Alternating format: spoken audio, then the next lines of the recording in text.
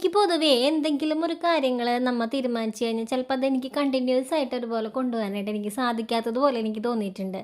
പല സമയങ്ങളിലും പല കാലഘട്ടങ്ങളിലും ആയിട്ട് ഇങ്ങനെ പല പല ചിന്താഗതികളായിരിക്കും. ചില സമയങ്ങളിൽ എന്ന് പറഞ്ഞാൽ നോർമലായിട്ടുള്ള ലൈഫായിരിക്കും. രാവിലത്തെ കാര്യങ്ങൾ, വീട്ടു ജോലികൾ, വീട്ടിലെ കാര്യങ്ങൾ, ബാക്കിയുള്ള പണികൾ, അങ്ങനത്തെ ഒരു ആ ഒരു ആ ഒരു ഫ്ലോയിൽ അങ്ങോട്ട് പോകും. പക്ഷെ ചില സമയങ്ങളിൽ നമുക്ക് തോന്നും ഇങ്ങനെയൊന്നും പോരാ, നമ്മൾ സെൽഫായിട്ടൊന്ന് സ്നേഹിക്കണം, നമ്മളുടെ ആരോഗ്യം ഒന്ന് നോക്കണം, നമ്മളുടെ ഇഷ്ടപ്പെട്ട കാര്യങ്ങൾ നമുക്ക് വേണ്ടി കുറച്ച് സമയം ഒന്ന് മാറ്റി വയ്ക്കണം എന്നൊക്കെ തോന്നും. സത്യം പറഞ്ഞാൽ ഇപ്പോൾ ആ ഒരു തോന്നലിലാണ് കേട്ടോ ഞാൻ നിൽക്കുന്നത്. അപ്പോൾ അതുകൊണ്ട് തന്നെ രാവിലേക്ക് അല്ലെങ്കിൽ എന്ന് പറഞ്ഞാൽ രാവിലെ എണീക്കുക, നേരെ കിച്ചണിലേക്ക് പോകുക, കിച്ചണിലെ കാര്യങ്ങൾ കഴിയുക, മക്കളുടെ കാര്യങ്ങൾ കഴിയുക, അങ്ങനെയായിരുന്നു. ഇപ്പോൾ ഈ വീട്ടിൽ വന്നതിന് ശേഷം എൻ്റെ ഒരു റൂട്ടീൻ എന്ന് പറയുന്നത് അങ്ങനെയായിരുന്നു.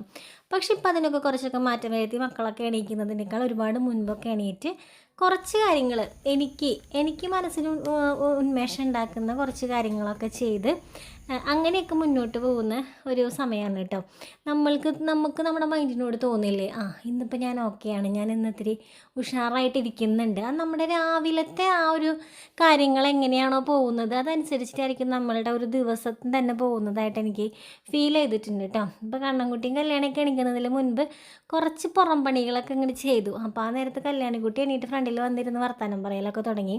അത് കഴിഞ്ഞ് കുറച്ച് കഴിഞ്ഞപ്പോഴേക്കും കണ്ണൻ എണീറ്റ് കഴിഞ്ഞാലേ അവനെ നമ്മളൊന്ന് മൈൻഡാക്കണം. പോയി എന്തെങ്കിലുമൊക്കെ സംസാരിച്ച് ഒരു 5 മിനിറ്റ്, ഒരു സെക്കൻഡെങ്കിലും നമ്മൾ അവൻ്റെ കൂടെ ഒന്നിങ്ങനെ ഇരിക്കണം.